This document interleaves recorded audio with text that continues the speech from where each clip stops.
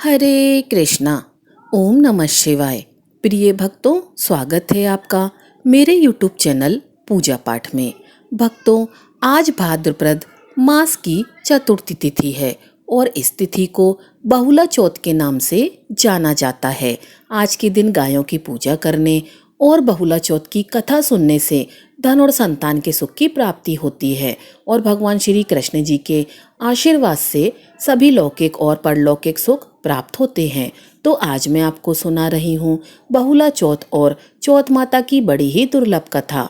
तो बड़ी ही श्रद्धा और प्रसन्नचित मन से इन कथाओं को पूरा अवश्य सुनिएगा। द्वापर युग की बात है। द्वापर युग में जब भगवान श्री हरि ने वासुदेव देवकी के यहाँ श्री कृष्ण रूप में अवतार लेकर ब्रजभूमि में अनेक लीलाएं की, तो देवी देवता भी अब अपने अपने अंशों से उनकी लीला में सहायक हुए। गौ शिरोमणि कामधेनु माता भी अपने अंश से उत्पन्न होकर बहुला नाम से नंद बाबा की गौशाला में गाय बनकर उसकी शोभा बढ़ाने लगी। बाल रूप भगवान श्री कृष्ण जी का बहुला से और बहुला का श्री कृष्ण जी से अपार स्नेह था। कहा जाता है कि भगवान श्री कृष्ण को देखते ही बहुला के स्तनों से दूध की धारा बहने लगती थी। श्री कृष्ण जी बहुला की मातृत्व भाव को देख अमृत सा उस दुग्ध का पान किया करते थे। एक दिन बहुला वन में घास चर रही थी और उसी समय श्री कृष्ण जी को बाल लीलाएं सूझी। उन्होंने माया से सिंह का रूप धारण कर लिया। बहुला सिंह को देखकर भयभीत हो गई और थरथर कांपने लगी। बहुला दबी आवाज में सिंह से कहने लगी, हे वनराज, मैंने अभी अपने बछड़े को दूध नहीं पिलाया है। वह मेरी प्रतीक्षा कर रहा होगा, अतः मुझे जाने दो। मैं उसे दूध पिलाकर तुम्हारे पास वापस आ जाऊंगी, तब तुम मुझे खाकर अपनी भूख मिटा लेना।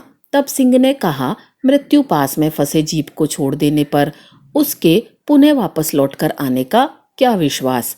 निरुत्तर होकर बहुला ने सत्य और धर्म की शपथ ली। तब सिंह ने उसे छोड़ दिया। बहुला गौशाला में जाकर प्रतीक्षारत भूख से व्याकुल अपने बछड़े को दुग्धपान कराने लगी। पुनः उसके बाद अपने बचन की रक्षा हेतु सिंह के पास वापस आ गई। बहुला को देखकर सिंह का स्वरूप धारण किए हुए भगवान श्री कृष्ण प्रकट हो गए और बोले, हे बहुला, यह तुम्हारी अग्नि परीक्षा थी। तुमने अपने सत्य धर्म पर दृढ़ रही, अतः इसके प्रभाव से घर घर तुम्हारा पूजन होगा तथा आज से गौमाता के नाम से जानी जाओगी। बहुला भगवान श्री कृष्ण जी का आशीर्वाद प्राप्त कर अपने घर लौट आई और अपने बछड़े के साथ आनंद से रहने लगी। बहुला चौथ व्रत कथा का मुख्य उद्देश्य यह है कि व्यक्ति को हमेशा सत्य और न्याय पथ का ही चयन करना चाहिए। इस रास्ते पर जो भी चलेगा उसे जीवन में कभी ना कभी सफलता जरूर मिलेगी, अर्थात सत्य की ही विजय होती है। इस व्रत का पालन करने वालों को सत्य धर्म का अवश्य ही निर्वहन करना चाहिए। साथ ही अपने कर्तव्य पथ से कभी भी हटना नहीं चाहिए। बोलिए श्री कृष्ण भगवान की जय। बोलिए बहुला माता की जय। आइए आज बहुला चौथ के दिन मनोकामनाओं की पूर्ति करने वाली भगवान श्री कृष्ण और गौ माता की बड़ी ही सुंदर कथा को सुनते हैं। इस कथा को पूरा अवश्य सुनिएगा। अयोध्या के चक्रवर्ती सम्राट महाराजा दिलीप के कोई संतान नहीं थी। एक बार वे अपनी पत्नी के साथ गुरु वशिष्ठ जी के आश्रम में गए और पुत्र प्राप्ति के लिए महर्षि से प्रार्थना की। महर्षि वशिष्ठ जी ने ध्यान करके राजा के पुत्र ना होने का कारण जान लिया और बोले, महाराज, आप देवराज इंद्र से मिलकर जब स्वर्ग से पृथ्वी पर आ रहे थे तो आपने रास्ते में खड़ी कामधेनु को प्रणाम नहीं किया। शीघ्रता में होने के कारण आपने कामधेनु को देखा ही नहीं। कामधेनु ने आपको श्राप दे दिया कि उनकी संतान की सेवा किए बिना आपको पुत्र नहीं होगा। महाराज दिलीप बोले, गुरुदेव, सभी गाय कामधेनु की संतान है और गौ सेवा तो बड़े पुण्य का काम है। मैं गायों की सेवा करूंगा। वशिष्ठ जी ने बताया, मेरे आश्रम में जो नंदिनी नाम की गाय है वह कामधेनु की पुत्री है, आप उसी की सेवा करें। महाराज दिलीप अपनी पत्नी के साथ ऋषि वशिष्ठ के आश्रम में रहने लगे। महाराजा दिलीप सवेरे ही नंदिनी के पीछे पीछे वन में जाते। नंदिनी जब खड़ी होती तो वे खड़े रहते, वह चलती तो उसके पीछे पीछे चलते। उसके बैठने पर ही बैठते और उसके जल पी लेने पर ही जल पीते थे। वे उसके शरीर पर एक मक्खी तक बैठने नहीं देते थे। संध्या के समय जब नंदिनी आश्रम को लौटती तो उसके पीछे पीछे महाराज लौट आते थे। महारानी सुदक्षिणा उस गाय की सायंकाल और प्रातःकाल की पूजा करती थीं। रात को उसके पास दीपक जलाती थीं और महाराज गौशाला में गाय के पास भूमि पर ही सोते थे। इस प्रकार 1 महीने तक महाराजा दिलीप ने बड़े परिश्रम और सावधानी से नंदिनी की सेवा की। जिस दिन महाराज को गौ सेवा करते हुए 1 महीना पूरा होने वाला था, उसी दिन वन में महाराज कुछ सुंदर पुष्पों को देखने लगे और इतने में नंदिनी गाय आगे चली गई। 2-4 क्षण में ही उस गाय के डकराने की बड़ी करुण ध्वनि सुनाई पड़ी। महाराज जब दौड़कर वहां पहुंचे तो देखते हैं कि एक झरने के पास एक बड़ा भारी सिंह उस सुंदर गाय को दबाए बैठा है। सिंह को मारकर गाय को छुड़ाने के लिए महाराज ने धनुष चढ़ाया, किंतु जब तरकश से बाण निकालने चले तो दाहिना हाथ तरकश में ही चिपक गया। आश्चर्य में पड़े महाराज दिलीप से सिंह ने मनुष्य की भाषा में कहा, राजन, मैं कोई साधारण सिंह नहीं हूँ, मैं भगवान शिव का सेवक हूँ। अब आप यहाँ से लौट जाइए। जिस काम को करने में अपना बस ना चले उसे छोड़ देने में कोई दोष नहीं होता। मैं भूखा हूँ, ये गाय मेरे भाग्य से ही यहाँ आई है। अब इससे मैं अपनी भूख मिटाऊंगा। दिलीप महाराज बड़ी नम्रता से बोले, आप भगवान शंकर के सेवक हैं, इसलिए मैं आपको प्रणाम करता हूँ। सत्पुरुष के साथ बात करने तथा थोड़े क्षण भी साथ रहने से मित्रता हो जाती है। आपने जब कृपा करके मुझे अपना परिचय दिया है तो मेरे ऊपर इतनी कृपा और कीजिए कि इस गौ को छोड़ दीजिए। इसके बदले में मुझे खाकर अपनी भूख मिटा लीजिए। सिंह ने राजा को बहुत समझाया कि एक गाय के लिए चक्रवर्ती सम्राट को प्राण नहीं देना चाहिए, क्योंकि वे अपने गुरु को हजारों गाय दान कर सकते हैं और जीवन में हजारों गायों का पालन तथा रक्षा भी कर सकते हैं। किंतु महाराज दिलीप अपनी बात पर अड़े रहे। एक शरणागत गौ महाराज के देखते देखते मारी जाए, इससे उसे बचाने में प्राण दे देना उन्हें स्वीकार था। अंत में सिंह ने उनके बदले गाय को छोड़ना स्वीकार कर लिया। तत्पश्चात महाराज का चिपका हाथ तरकस से छूट गया। उन्होंने धनुष और तरकश को अलग रख दिया और सिर झुकाकर वे सिंह के आगे बैठ गए। महाराज दिलीप समझते थे कि अब सिंह उनके ऊपर कूदेगा और उन्हें फाड़कर खा जाएगा, परंतु उनके ऊपर तो आकाश से फूलों की वर्षा होने लगी। नंदिनी ने उन्हें मनुष्य की भाषा में पुकार कर कहा, महाराज आप उठिए, यहाँ कोई सिंह नहीं है, यह तो मैंने आपकी परीक्षा लेने के लिए माया दिखाई थी। अब आप पत्ते के दोने में दूहकर मेरा दूध पी लीजिए, आपके गुणवान तथा प्रतापी पुत्र होगा। महाराज उठे और उन्होंने उस कामधेनु गौ को प्रणाम किया। तत्पश्चात हाथ जोड़कर बोले, माता, आपके दूध पर पहले आपके बछड़े का अधिकार है, उसके बाद बचा दूध गुरुदेव का है। आश्रम लौटने पर गुरुदेव की आज्ञा से ही मैं थोड़ा सा दूध ले सकता हूँ। महाराज की गुरु भक्ति तथा धर्म प्रेम से नंदिनी और भी प्रसन्न हुई। शाम को आश्रम लौटने पर महर्षि वशिष्ठ जी की आज्ञा से महाराज ने नंदिनी का थोड़ा सा दूध पिया। समय आने पर महाराज दिलीप के भगवान श्री कृष्ण और गौमाता की कृपा से परम प्रतापी पुत्र हुआ। बोलिए श्री राधा कृष्ण भगवान की जय, बोलिए गौ माता की जय। तो आइए भक्तों, अब मनोकामनाओं को पूरी करने वाली चौथ माता की कथा को सुनते हैं। कहते हैं बहुला चतुर्थी के दिन चौथ माता और गणेश जी की कथा को अवश्य सुनना चाहिए। एक गांव में एक सेठ सेठानी रहते थे। उनके एक बेटा और बहू थे। बहू सबको भोजन करा के फिर स्वयं भोजन करती थी। एक पड़ोसन ऐसी भी थी जो रोज पूछती थी कि बहू आज खाने में क्या बनाया है।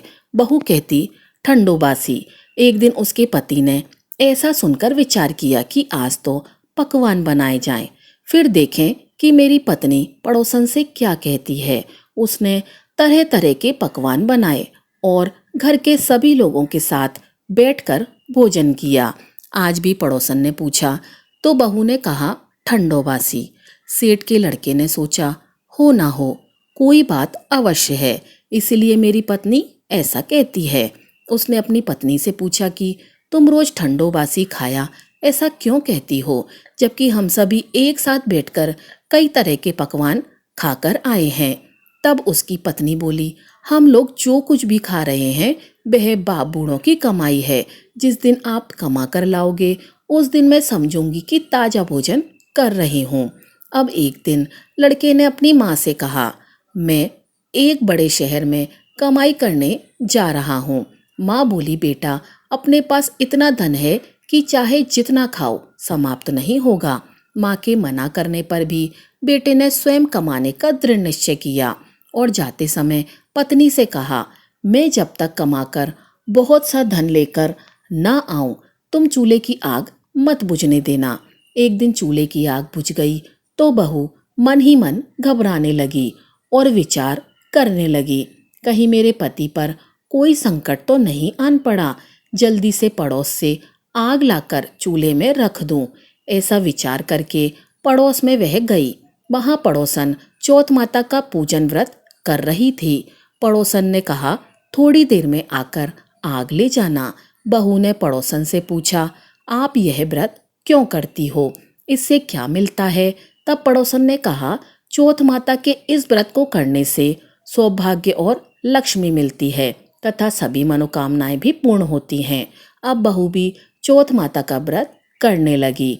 दीवार पर चौथ माता बनाई और उस दिन घी गुड़ का चूरमा बनाकर रात्रि को चंद्रमा को अर्घ देकर भोजन करती है। ऐसा करते करते बहुत दिन व्यतीत हो गए। चौथ माता ने उस बहू के पति को सपना दिया और कहा कि साहूकार का बेटा, तू जागता है कि सोता है? तेरी पत्नी बहुत तुझे याद कर रही है। घर जाकर उसकी चिंता मिटा। तू दुकान खोलकर बैठ जाना, आज तेरा हिसाब किताब चुकता हो जाएगा। अब तो चौथ माता ने जैसा कहा था वैसा ही हुआ। उसने घर जाने की तैयारी की और गाड़ी भर के धन दौलत लेकर चल दिया। रास्ते में एक बड़ा सा काला नाग फन फैलाए बैठा था और कहने लगा, आज तो मैं तुझे डसूंगा, छोड़ूंगा नहीं। आज तेरी आयु पूरी हो गई है। सेठ के लड़के ने कहा, आज चौथ माता ने मुझे सपना दिया तो मैं पत्नी से मिलने घर जा रहा हूँ। वह मेरी प्रतीक्षा कर रही होगी और उसको मेरी चिंता भी हो रही होगी। मैं उससे मिलकर वापस जरूर आऊंगा, तब तुम मुझे डस लेना। नाग ने कहा, तुम शपथ पूर्वक कहकर जाओ तो मैं तुम्हें जाने दूंगा, परंतु लौटकर नहीं आए तो तुम्हारे घर आकर मैं तुम्हें डसूंगा। इस प्रकार सर्प को वचन देकर वह अपने घर पहुंचा। वहां सभी से हंसी खुशी से मिला और भोजन करके उदास होकर बैठ गया। उसकी पत्नी ने उदास होने का कारण पूछा तो पति ने काले नाग वाली बात बताते हुए कहा, यदि मैं उसके पास नहीं जाऊंगा तो वह घर आकर मुझे डस लेगा। पत्नी बहुत चतुर थी। उसने कहा कि आप जरा भी मत घबराइए, आप आराम से लेट जाइए, मैं कुछ उपाय करती हूँ। पत्नी ने कमरे में 7 सीढ़ियां बनाई। पहली सीढ़ी पर रेत, दूसरी पर इत्र, तीसरी पर गुलाल और फूल, चौथी पर केसर, पांचवी पर लड्डू पेड़ा, छठी पर गद्दी गलीचा और 7वीं सीढ़ी पर दूध का कटोरा भरकर रख दिया। इस प्रकार वह 7 सीढ़ी सजाकर बैठ गई। आधी रात होते ही नाग आकर सीढ़ी पर चढ़ने लगा। पहली सीढ़ी पर रेत में लौट गया और कहने लगा कि सेठ की बहू ने आराम तो बहुत दिया, पर वचनों से बंधकर आया हूँ, सो डसूंगा अवश्य। इसी प्रकार 7 सीढ़ियों पर नाग आराम करता हुआ और कहता हुआ कि डसूंगा जरूर कमरे में जाने ही वाला था कि तभी चौथ माता ने विचार किया कि मैं इसे नहीं बचाऊंगी तो संसार में धर्म कर्म और पूजन व्रत को कौन मानेगा। अब तो गणेश जी, चंद्रमा जी और चौथ माता ने उसे बचाने का विचार किया। चंद्रमा जी ने उजाला किया तथा चौथ माता ढाल बनी और गणेश जी ने तलवार लेकर नाग को मार दिया। उसके बाद ढाल से ढक दिया। अब बहू भी थकी हारी सो गई। दिन उगा तो लोग सेठ के बेटे से मिलने आए, परंतु बेटा बहू तो उठे ही नहीं थे। बहुत देर हो गई तो माँ उन्हें उठाने गई। माँ ने 7 सीढ़ियों पर जो कुछ देखा उससे वह बहुत घबरा गई और बहू बेटा को आवाज लगाई। बेटा बहू उठे तो देखा कि एक ढाल तलवार वहां पड़ी हुई है। अब ढाल उठाई तो वहीं काला नाग मरा हुआ पड़ा था। बेटा बहू ने सोचा कि आज तो धर्म कर्म की आड़ से भगवान गणेश जी और चौथ माता ने हमारी रक्षा की है। हे चौथ माता, आपने जैसे सेठ के बहू और बेटे की रक्षा की वैसी सबकी रक्षा कीजिएगा। बोलिए चौथ माता की जय। बोलिए गौरी पुत्र गणेश भगवान की जय। तो आइए भक्तों, अब मनोकामनाओं को पूर्ति करने वाली बहुला चौथ की दूसरी कथा को सुनते हैं। कहते हैं इस कथा को सुनने से ही व्रत पूर्ण माना जाता है। एक बार देवी पार्वती जी ने भगवान श्री गणेश जी से पूछा कि हे पुत्र, भादो कृष्ण चतुर्थी को संकट नाशक चतुर्थी कहा गया है, अतः उस दिन का व्रत किस प्रकार किया जाता है और उसकी कथा क्या है, मुझे विधि पूर्वक समझा कर कहिए। गणेश जी ने कहा, हे माता, भादो के कृष्ण चतुर्थी जब संकटों की नाशक, विविध फलदायक एवं संपूर्ण सिद्धियों को देने वाली है। श्री कृष्ण जी कहते हैं कि हे युधिष्ठिर, पुत्र की ऐसी बात सुनकर पार्वती जी ने उनसे पूछा कि आहार एवं पूजन में क्या विशेषता है, उसे कहिए। तब गणेश जी माता पार्वती को बहुत ही दुर्लभ कथा सुनाते हैं और कहते हैं, हे माता, पूर्व काल में नल नामक एक पुण्य आत्मा और यशस्वी राजा हुए। उनकी रूपशालिनी रानी दमयंती नाम से प्रसिद्ध थीं। एक बार उन्हें शापग्रस्त होकर राज अच्युत होना पड़ा और रानी के वियोग में कष्ट सहना पड़ा। तब उनकी पत्नी दमयंती ने इस सर्वोत्तम व्रत को किया। पार्वती जी ने पूछा कि हे पुत्र, दमयंती ने किस विधि से इस व्रत को किया और किस प्रकार व्रत के प्रभाव से 3 महीने के अंदर ही उन्हें अपने पति से मिलने का सौभाग्य प्राप्त हुआ। इन सब बातों को आप मुझे बताइए। श्री कृष्ण जी ने कहा, हे युधिष्ठिर, पार्वती जी के ऐसा पूछने पर बुद्धि के भंडार गणेश जी ने जैसा उत्तर दिया उसे मैं कह रहा हूँ, आप भी सुनिए। श्री गणेश जी कहते हैं कि हे माता, राजा नल को बड़ी बड़ी आपदाओं का सामना करना पड़ा। हाथी खाने से हाथी और घुड़साल से घोड़ों का अपहरण हो गया। डाकुओं ने राजकोष लूट लिया और अग्नि की ज्वालाओं से घिरकर उनका माल भस्म हो गया। राज्य को नष्ट करने वाले मंत्री लोगों ने भी उनका साथ छोड़ दिया। राजा जुए में सब कुछ गवा बैठे और उनकी राजधानी भी उनके हाथ से निकल गई। सभी ओर से निराशा और असहाय होकर राजा नल वन में चले गए। वन में रहते समय उन्हें दमयंती के साथ अनेक कष्ट झेलने पड़े। इतना सब होते हुए भी उनका रानी से वियोग हो गया। तत्पश्चात राजा किसी नगर में शयिश का काम करने लगे और उनकी रानी दमयंती किसी दूसरे नगर में रहने लगी तथा राजकुमार अन्यंत्र नौकरी करने लगा। जो किसी समय राजा रानी राजपुत्र कहे जाते थे, वे ही अब भिक्षा मांगने लगे। तरह तरह के रोगों से पीड़ित होकर, एक दूसरे से बिलग होकर कर्म फल को भोगते हुए दिन बीतने लगे। एक समय की बात है कि वन में भटकते हुए दमयंती ने महर्षि सरभंग के दर्शन किए।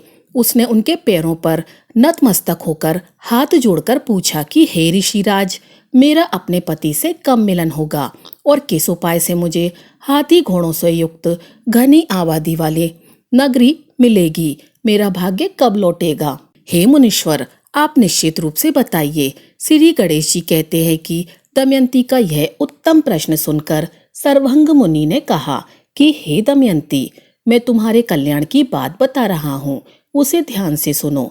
इससे घोर संकट का नाश होता है और यह सब कामनाएं पूर्ण करने वाला एवं शुभदायक है। भादो मास के कृष्ण चतुर्थी संकट नाशन कही गई है। इस तिथि को नर नारियों को एक दंत गजानन की पूजा करनी चाहिए। विधि पूर्वक व्रत एवं पूजन करने से ही हे रानी, तुम्हारी संपूर्ण इच्छाएं पूरी होंगी। 7 महीने के अंदर ही तुम्हारा पति से मिलन होगा। यह बात मैं निश्चय पूर्वक कहता हूँ। गणेश जी कहते हैं कि सर्वंग मुनि का ऐसा आदेश पाकर दमयंती ने भादो की संकट नाशिनी चतुर्थी व्रत प्रारंभ किया और तभी से बराबर प्रति मास गणेश जी का पूजन करने लगी। 7 ही महीने में राजा इस उत्तम व्रत को करने से उसे पति, राज्य, पुत्र और पूर्वकालीन वैभव आदि की प्राप्ति हो गई। श्री कृष्ण जी कहते हैं कि हे प्रथापुत्र युधिष्ठिर, इसी प्रकार इस व्रत को करने से आपको भी राज्य की प्राप्ति होगी और आपके सभी शत्रुओं का नाश होना यह निश्चय है। हे राजन, इस प्रकार मैंने सभी व्रतों में उत्तम व्रत का वर्णन किया है। यह सब कष्टों का नाश करता हुआ आपके भाग्य की वृद्धि करेगा। बोलिए श्री गणेश भगवान की जय। बोलिए श्री राधा कृष्ण भगवान की जय। आइए अब माता पार्वती और भगवान गणेश की बहुत ही सुंदर कथा को सुनते हैं। शिव पुराण के अनुसार भगवान गणेश जी के जन्म लेने की कथा का वर्णन प्राप्त होता है, जिसके अनुसार देवी पार्वती जब स्नान करने से पूर्व अपने मैल से एक बालक का निर्माण करती हैं और उसे अपना द्वारपाल बनाती हैं। वह उनसे कहती हैं, हे पुत्र, तुम द्वार पर पहरा दो, मैं भीतर जाकर स्नान कर रही हूँ। अतः जब तक मैं स्नान ना कर लूं तब तक तुम किसी भी पुरुष को भीतर नहीं आने देना। जब भगवान शिव जी आए तो गणेश जी ने उन्हें द्वार पर रोक लिया और उन्हें भीतर नहीं जाने दिया। इससे शिव जी बहुत क्रोधित हुए और बालक गणेश का सिर धड़ से अलग कर देते हैं। इससे भगवती दुखी व क्रोधित हो उठी। अतः उनके दुख को दूर करने के लिए शिव जी के निर्देश अनुसार उनके गण उत्तर दिशा में सबसे पहले मिले जीव यानी हाथी का सिर काट कर ले आते हैं और भगवान शिव ने गज के उस मस्तक को बालक के धड़ पर रखकर उसे पुनर्जीवित कर देते हैं। पार्वती जी प्रसन्न होकर पुत्र गणेश को हृदय से लगा लेती हैं तथा उन्हें सभी देवताओं में अग्रणी होने का आशीर्वाद देती हैं। ब्रह्मा विष्णु महेश ने उस बालक को सर्व अध्यक्ष घोषित करके अग्रपूज होने का वरदान देते हैं। चतुर्थी को व्रत करने वाले के सभी कष्ट दूर हो जाते हैं और इस कथा को सुनने वाले को सभी सुख समृद्धियां प्राप्त होती हैं। बोलिए गौरी पुत्र गणेश भगवान की जय। तो आज मैं आपको सुना रही हूँ भगवान शिव और माता पार्वती की बड़ी ही दुर्लभ कथा। तो इस कथा को बड़ी श्रद्धा और प्रसन्नचित मन से अवश्य सुनिएगा।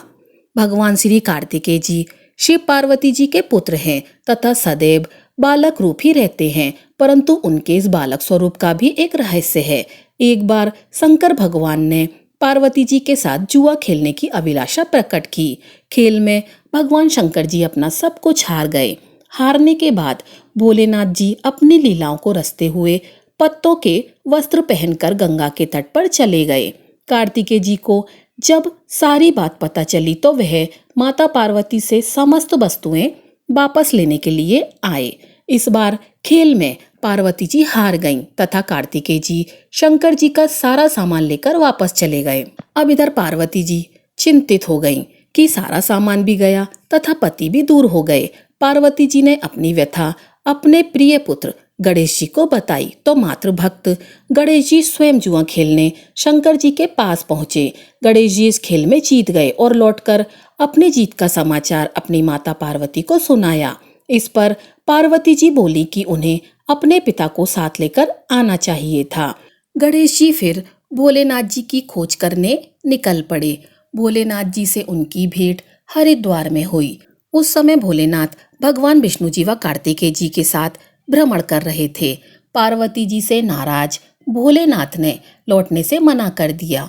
भोलेनाथ जी के भक्त रावण ने गणेश जी के वाहन मूषक को बिल्ली का रूप धारण करके डरा दिया। मूषक गणेश जी को छोड़कर भाग गए। इधर भगवान विष्णु ने भोलेनाथ की इच्छा से पासा का रूप धारण कर लिया था।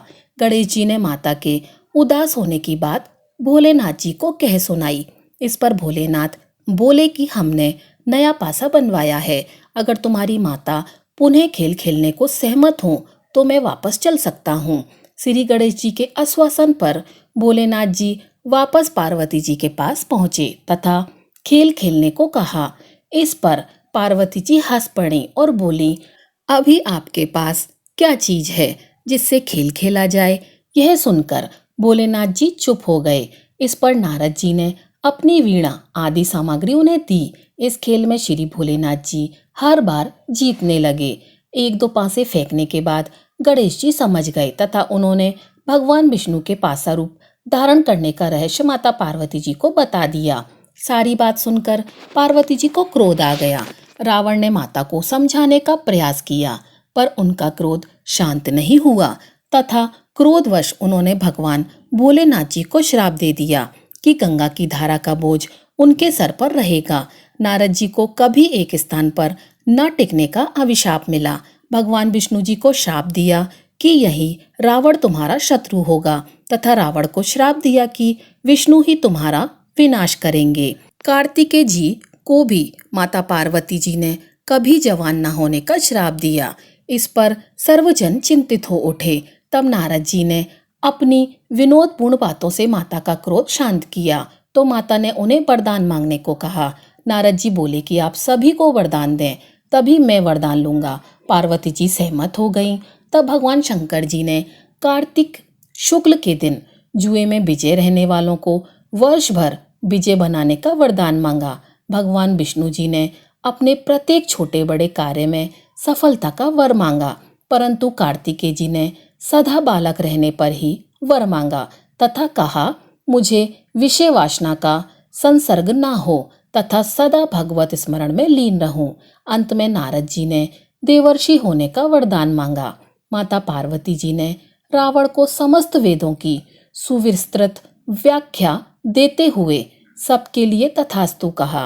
कार्तिकेय जी के जन्म के पहले जब तारकासुर के अत्याचार से सभी देवता पीड़ित थे, तभी भगवान शंकर जी ने पार्वती जी का पाणी ग्रहण किया था और तब 6 मुख वाले कार्तिकेय जी का जन्म हुआ था। उन्होंने ही तारकासुर का वध किया था। बोलिए शंकर पार्वती भगवान की जय। तो ये थी हमारी आज की कथा।